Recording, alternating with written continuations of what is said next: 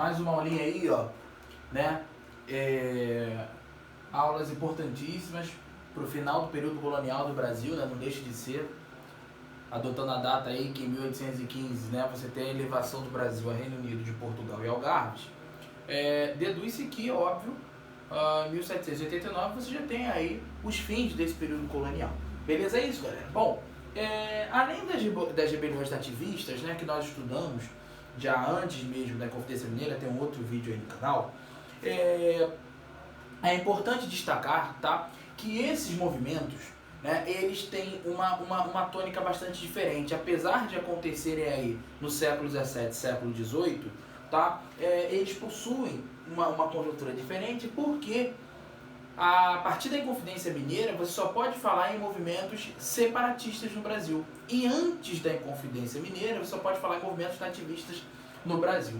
Beleza? É isso, galera? Bom, Inconfidência Mineira 1789, você deve estar pensando assim, eu já vi essa data em algum lugar, e realmente você já viu, tá? É a data também que culmina com a Revolução Francesa, né? O marco da Inconfidência Mineira foi o ano de 1789, que foi onde os revoltosos da Inconfidência Mineira, enfim, fizeram publicações em jornais oficiais, né? Atacaram algumas sedes da coroa portuguesa na região das Minas Gerais, especialmente ali na região, né, que você conhece hoje como Tiradentes, né, Ouro Preto, São João del Rei. Nessas regiões aí foi a concentração das manifestações, foram aí.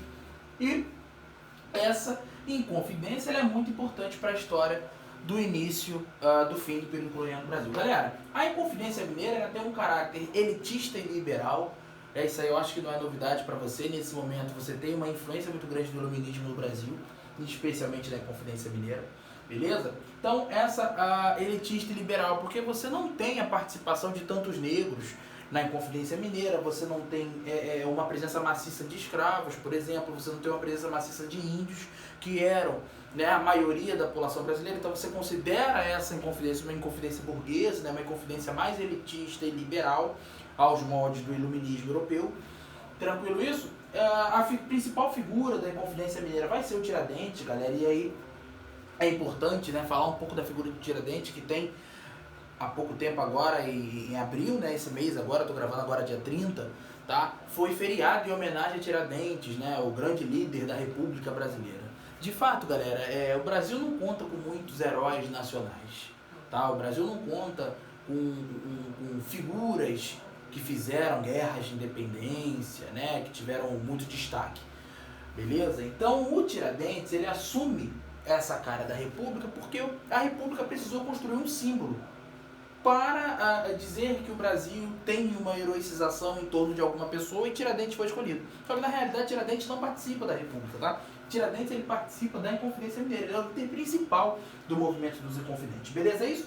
Então, galera, é importante destacar, tá, que a Inconfidência Mineira, né, ela é motivada, claro, pelo pensamento iluminista, mas também por algumas medidas que Portugal estava tomando. Beleza? Já em 1785, por exemplo, uma medida que feriu bastante a colônia brasileira foi a questão, né, que Dona Maria I, ela botou lá o alvará de 1785.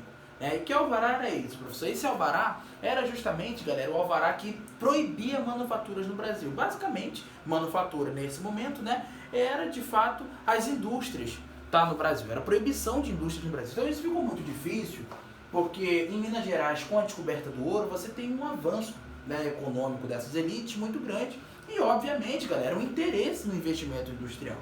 Tá? Vamos lembrar que a Inglaterra, nesse mesmo momento, está fazendo sua revolução industrial. Então, ou seja, havia esse desejo de urbanização, industrialização aí em questão de sistema único. E essas medidas da coroa, como o alvará de 1785, como a cobrança do quinto, desde o início do período da mineração, posteriormente, no período de Marquês de Pombal, você tem a implementação de um outro imposto que é a derrama. Tá? Então, tudo isso vai motivar esses desejosos a se revoltarem contra a coroa.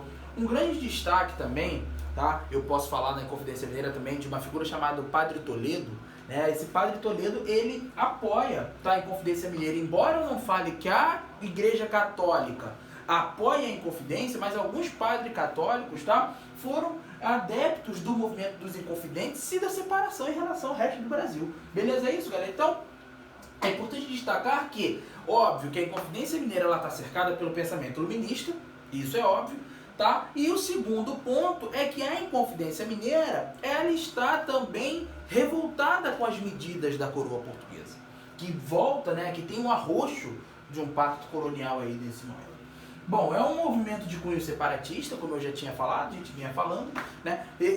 Há uma bandeira em relação a esse movimento, né? Se cria um símbolo em relação à Inconfidência Mineira, que é aquele triângulo vermelho, né? E aí cercado dos dizeres de o seguinte: libertas que será temem, né? Liberdade ainda que tardia. Então, o princípio da liberdade é o que vai reger essa Inconfidência Mineira, beleza? Só que Tiradentes, galera, contava também com um líder, tá? Também da Inconfidência Mineira nesse momento, que era um cara chamado Joaquim Silvério. E esse Joaquim Silvério, ele era um cara da elite brasileira, tá? Isso a gente não pode deixar de contar. E nessa que Joaquim Silvério era um cara da elite brasileira, ele estava junto com Tiradentes, liderando aí os Inconfidentes, né? Passando os ideais, organizando reuniões, organizando protestos, organizando, enfim, toda a conjuntura da Inconfidência Mineira. Só que teve um problema. O Joaquim Silvério, quando a corte portuguesa tomou ciência do que estava para acontecer, ele foi chamado pela corte para conversar sobre a Inconfidência, né? Para falar justamente sobre o que seria esse movimento dos Inconfidentes. E ele tinha muitas dívidas, tá, com o governo português. Beleza? Então essas dívidas, a coroa portuguesa malandramente propôs o perdão dessas dívidas para Joaquim Silvério se ele entregasse o plano dos Inconfidentes. E é justamente o que Joaquim Silvério vai fazer. Ele vai entregar o plano, tá, da Inconfidência Mineira, ele vai entregar, de fato, os ideais da Revolução, vai denunciar Tiradentes, e o movimento ele não vai chegar a se materializar como uma morte sangrenta, né, como uma guerra civil no Brasil. Mas a corte portuguesa vai reprimir, tá, os revoltosos, e Tiradentes vai ser esquartejado em praça pública. Galera, tem um problema muito grande nisso. Quando Tiradentes é esquartejado em praça pública, a gente está falando de uma pessoa, né, que morre na frente das pessoas. E esse momento, por mais que a pessoa tivesse as suas críticas, ela passa a ser um líder. Beleza? E é verdade, ela passa a ser um líder. Então, quando Tiradentes foi esquartejado em praça pública, não se teve um retrato fiel de Tiradentes. E o que acontece? Para heroicizar Tiradentes mais ainda, muitas pinturas à época retratam Tiradentes extremamente parecido com a figura de Jesus Cristo. Então é uma popularização dessa imagem do Tiradentes, por ele ter sido um herói da Inconfidência, por ele ter sido um herói da independência. Só que, galera, cuidado.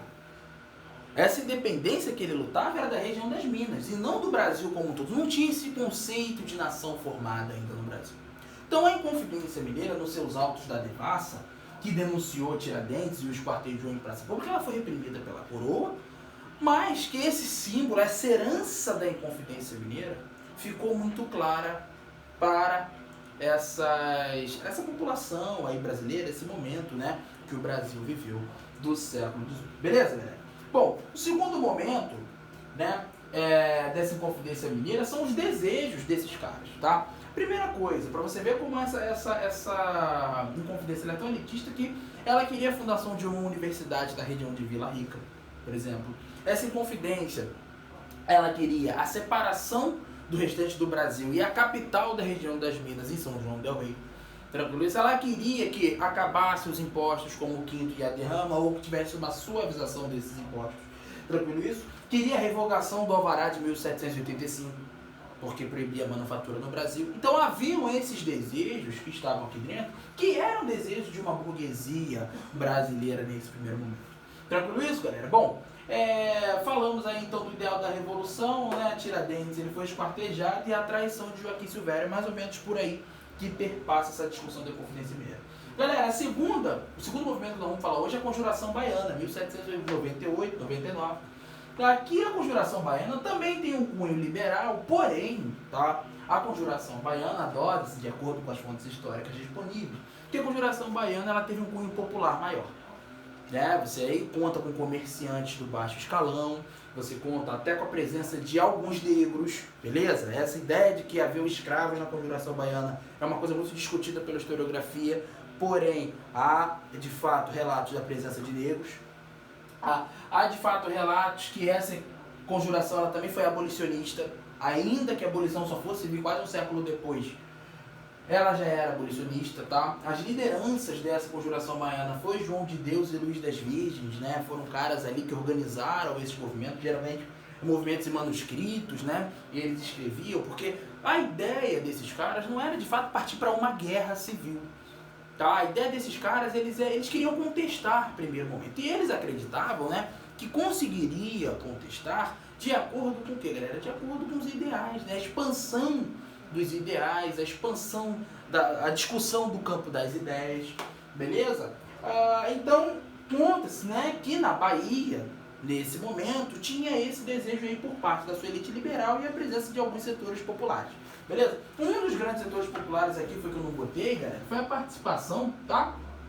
Também, ó, da maçonaria, beleza? Os Cavaleiros da Luz lá na Bahia, maçonaria, tá? Também apoia a Inconfidência Mineira, a Conjuração Baiana, por ter interesse também na liberdade lucrativa maior, né? Os maçons têm esse interesse aí também no Brasil, beleza, galera? Então, a Conjuração Baiana trata aí essa tônica de ser elitista, mas também contar com a participação popular e a participação de Deus.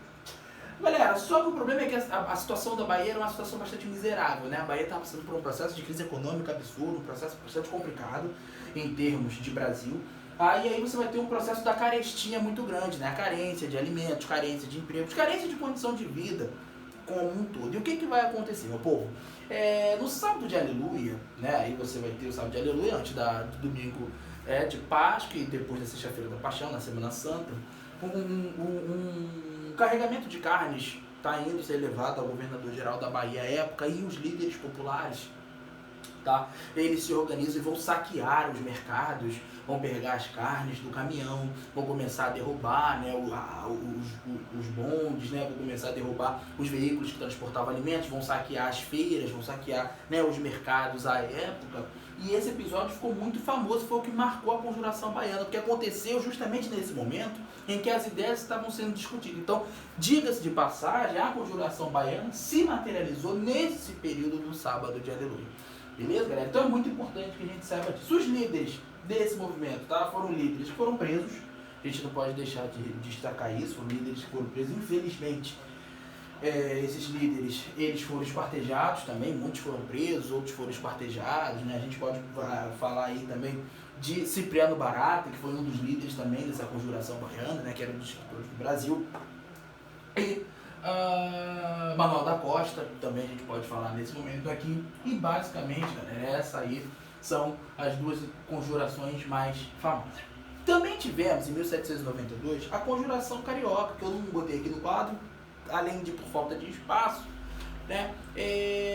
Foi um movimento mais no campo das ideias, né? Uma discussão ali de uns intelectuais que tinham estudado na França, no Rio de Janeiro, ou queriam organizar uma conjuração na capital federal, mas a historiografia, diga-se de passagem, diz para nós que esse movimento ele não chegou a sair do papel, né? Você tem a distribuição de folhetins, mas logo foi reprimida ali pelo governo. E óbvio, a capital nesse momento estava no Rio de Janeiro, então era mais fácil você ter a repressão desses movimentos aí em termos de finais do século XVIII.